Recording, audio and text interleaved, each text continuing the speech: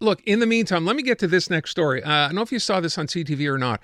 As I said when I prefaced the interview just before news, when there was a bidding war going on in Montreal, typically it had to do with, a housing market when you were trying to buy a home.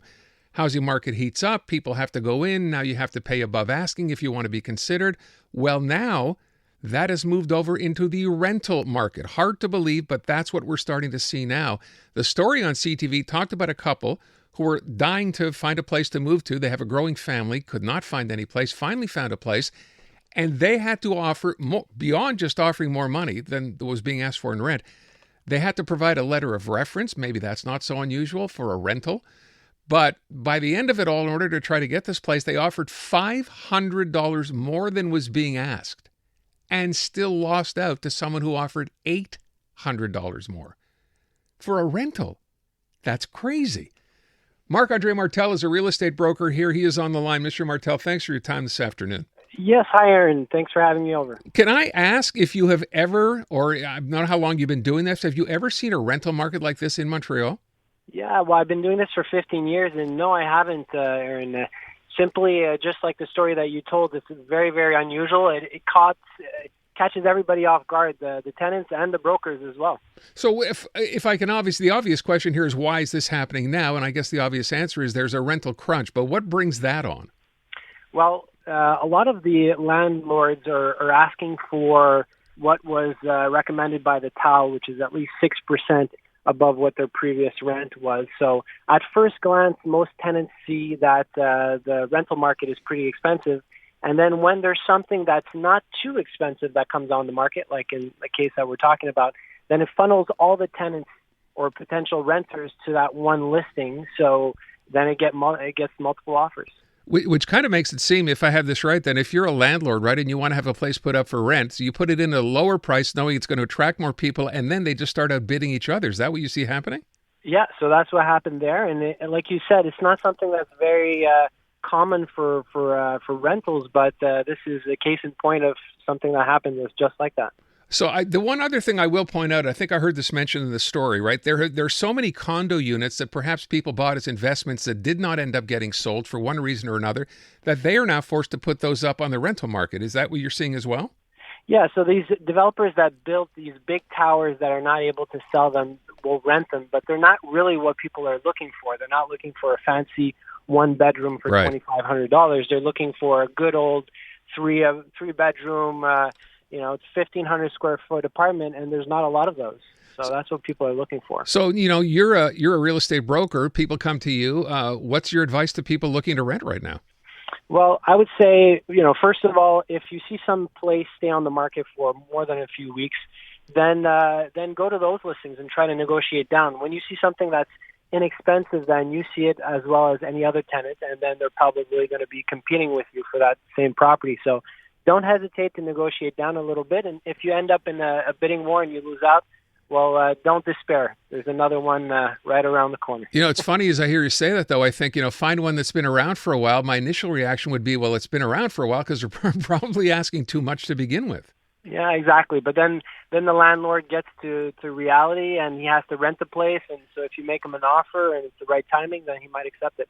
Fair enough. By the way, how much of this is legal versus illegal, right? I mean, if the owner is not asking for more money, whatever the rent is, and someone comes in to offer more money without being asked, is there anything in there that's kind of gray? Absolutely not. It's the laws of the free market. So if somebody's offering more for the property, then the landlord's allowed to accept it. So are you seeing that fairly regularly now with people you're dealing with, where everybody is now realizing because there's so few rental units around? And is there, by the way, one particular part of the city where you're seeing this?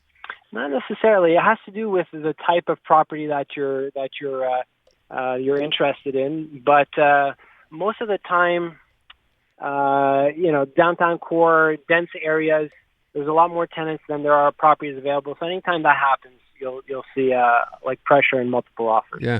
To your point about condos, so, if you have a family, you're not going to be looking at getting, a 1.5 type of thing. Get Exactly. yourself 400 square or 500 square feet. Exactly. So what's the idea here being some of these places are going to be retrofitted to make them bigger, combine two units with one, or do they just sit empty? No, they just sit empty. This was not their game plan initially for the developers. They're just stuck now and they have to rent it.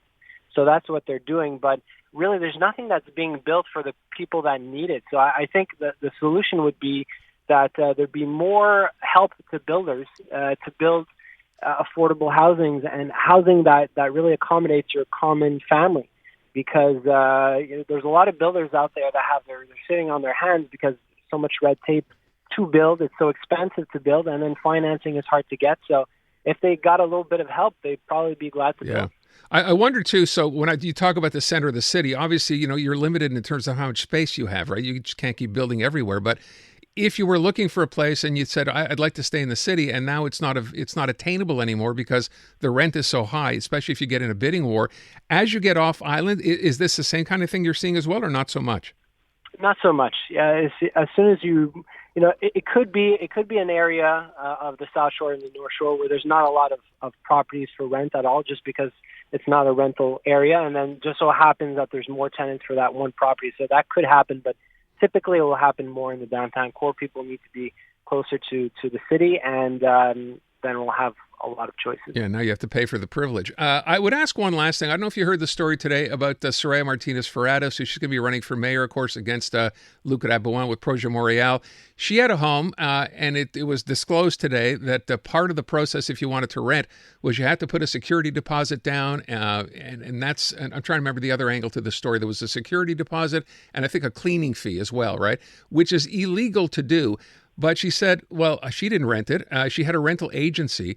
Is that what rental agencies do? I mean, how does that work? Well, yeah. So the rental agency, has a mandate to rent it. I imagine to manage it, or there's maybe it's either one or the other. But generally speaking, it's like a service that's hired. So it's possible that she wasn't aware of the details. But okay. Who knows? Yeah, we don't know fully what she's giving me at least from what I heard her reacting to this, that that was their policy. She was not aware of it, which is possible, I guess you're saying? It's possible, yeah, okay. Exactly. It's possible. Okay.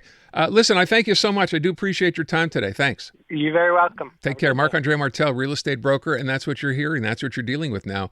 You're looking at a place, and this is funny because it goes back to what the city said a couple of weeks ago, which was if you're in a place right now, even though the rent increase is going to average, they're allowed around 6%, maybe don't be in such a big rush to move, because if you're trying to find another place and hearing stories like this about bidding wars breaking out on rental properties, maybe consider, staying a little longer than trying to find a place for better than you are right now, even with a 5 or 6% hike in rent.